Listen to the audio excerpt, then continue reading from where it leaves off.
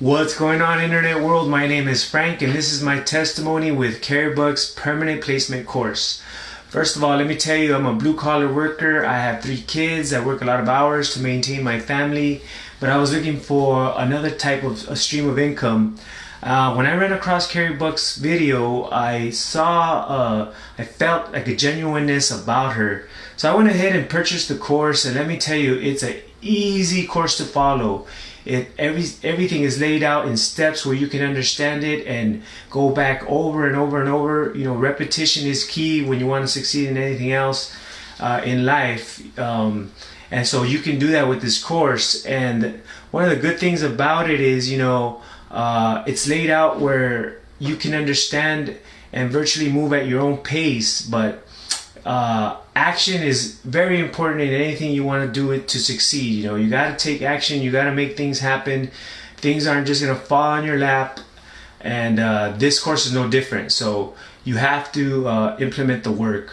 But what can I say about the course? The course is, like I said, easy to follow, great structure, has everything, all the paperwork laid out for you to follow.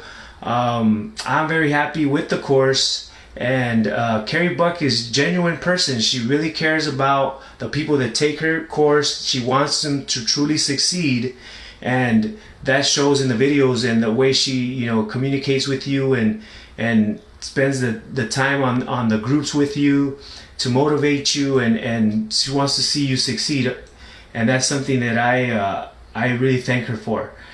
Me, myself personally, I'm on my way to establishing my first contract and setting up my ATM, and I can't be any happier. So if anyone's on the fence about it, you know, if you have the means and the desire, take that leap of faith. You won't regret it. You won't regret anything you do for yourself or for your future. If you take action, things will come to pass, you know. So if you're thinking about it, don't think no longer. Just take that leap of faith. Thank you, Carey.